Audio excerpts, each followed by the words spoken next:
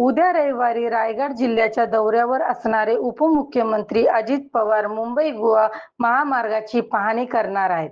माणगाव जवळ ढालदार फाटा इथं संध्याकाळी ते महामार्गाचे रखडलेले काम तसेच इंदापूर आणि माणगाव बायपास कामाचा आढावा घेतील। सध्या माणगाव आणि इंदापूर इथं होत असलेले वाहतूक कोंडीतून सुटका करण्यासाठी पर्यायी महामार्गाबद्दल देखील यावेळी स्थानिकांशी विचार विनिमय होणार असल्याची माहिती खासदार सुनील तटकरे यांनी दिली। राज्याचे कणखर लोकप्रिय मुख्यमंत्री उद्या आमदार अजितदादा पवार उद्या महाडला मोठ्या पक्षप्रवेशाच्या सोहळ्याच्या निमित्ताने त्या ठिकाणी येत आहेत।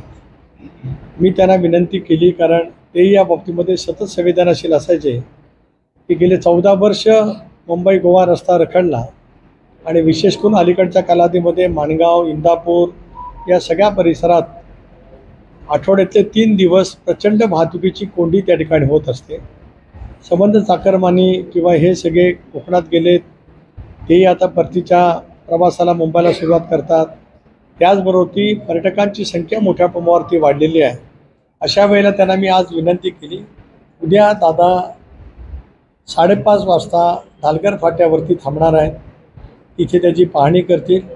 नॅशनल हायवे त्याचबरोबर ती नॅशनल हायवेचे दोन्ही कार्यकारी अभियंता, त्यांचे प्रकल्प संचालक, त्याचबरोबर ती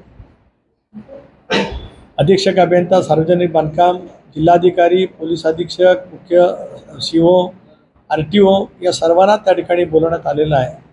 थोडा वेळ पाहणी करतील, नंतर आढावा घेतील। त्यामध्ये प्रामुख्याने माणबाजचा बायपास, इंदापूरचा बायपास रखडलेला त्याचाही आढावा त्या ठिकाणी घेतील आणि त्याचबरोबर ती माणगावमधल्या आमच्या प्रमुख सहकाऱ्यांनी याला पर्यायी मार्ग जो काही सुचवलेला आहे त्याचीसुद्धा मांडणी मी स्वतः खासदार म्हणून, नामदार आदिती त्या भागाचं प्रतिनिधित्व करते म्हणून ती माझ्या माणगावच्या सर्व सहकाऱ्यांच्या सह इथले लोकप्रतिनिधी आहेत त्यांच्या समेत दादांकडे मागणी त्या ठिकाणी करणार आहोत, जेणेकरून पर्यायी मार्ग बायपास होईपर्यंत 1-2 पर्यायी मार्ग आहेत।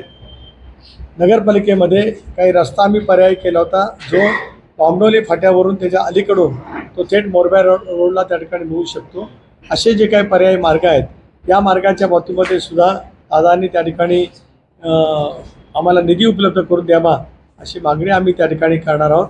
हे आपल्या सर्वांच्या मार्फत कोकणातील जनतेला कळावं यासाठीच आपल्याला सांगितलं। Video reporter Dhamsheel Sawant, KTV news, Raigad. आपल्या परिसरातील बातम्या आमच्यापर्यंत पोहोचवण्यासाठी स्क्रीनवर दिलेल्या क्रमांकावर संपर्क साधू शकता। दूरध्वनी क्रमांक 9833235011। त्याचप्रमाणे अधिक माहितीसाठी स्क्रीनवर दिलेल्या KTV न्यूजच्या ईमेल ID वर देखील संपर्क करता येईल।